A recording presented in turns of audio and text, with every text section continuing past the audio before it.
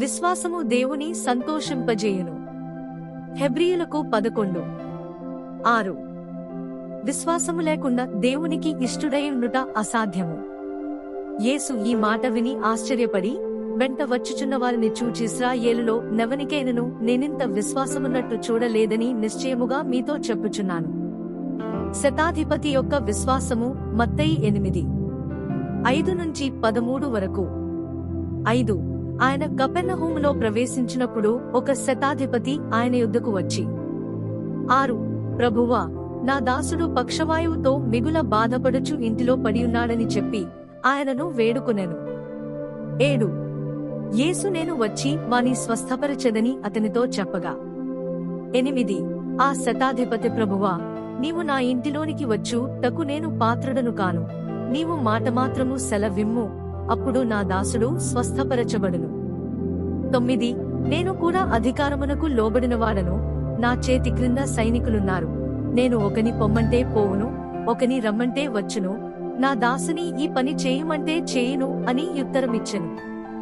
10.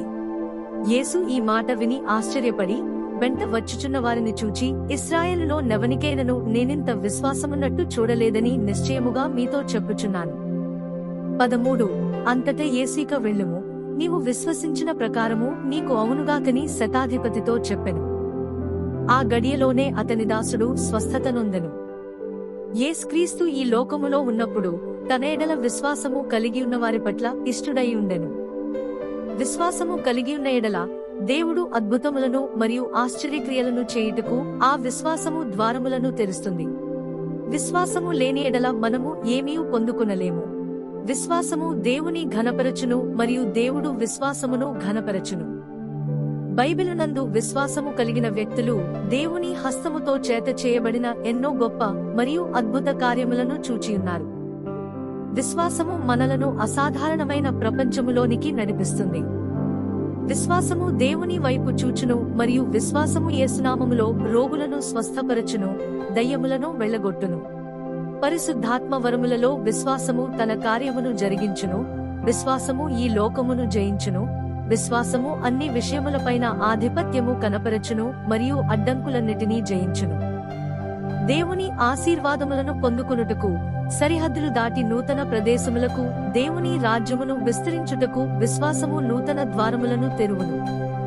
మన ప్రభువును రక్షకుడైన యేసుక్రీస్తునికే సమస్త మహిమ కలుగునుగాక. విశ్వాసము ద్వారానే మనము దేవునికి ఇష్టలుగా ఉండవచ్చును మరియు దేవుని చేత నుండి గొప్పవాటిని పొందుకొనవచ్చును. దేవుని నుండి గొప్పవాటిని ఆశించుడి మరియు దేవుని కొరకు గొప్పవాటిని చేయ పూనుకొనుడి.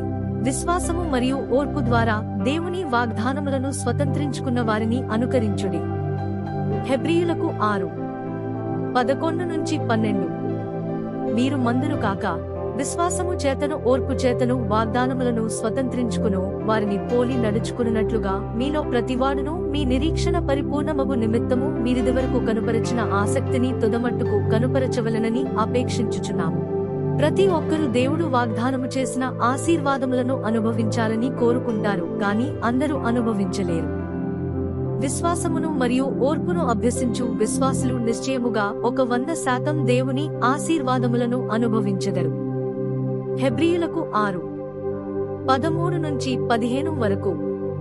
లేఖనము చెప్పునదేమనగా, దేవుడు అబ్రాహామునకు వాగ్దానము చేసినప్పుడు తనకంటే ఏ గొప్పవానితోడు అని ప్రమాణము చేయలేకపోయెను గనుక తన తోడు అని ప్రమాణము చేసి, నిశ్చయముగా నేను నిన్ను ఆశీర్వదింతును, నిశ్చయముగా నిన్ను విస్తరింపజేతును అని చెప్పెను.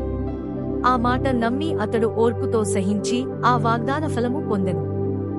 అబ్రహాము గొప్ప విశ్వాసమును మరియు ఓర్పును కనపరచెను గనుక దేవుడు వాగ్దానము చేసిన ఆశీర్వాదములను స్వతంత్రించుకొనెను.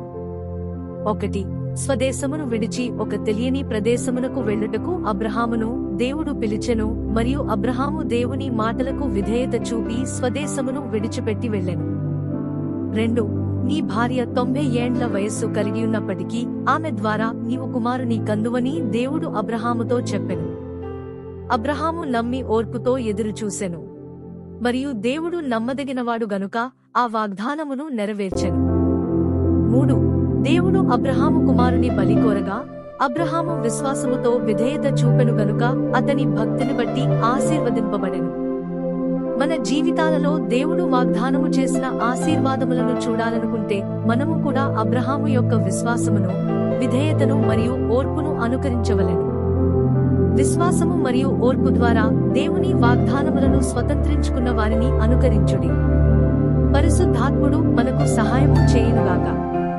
ప్రభువైన యేసుక్రీస్తు మీ అందరినీ ఆశీర్వదించునుగాక.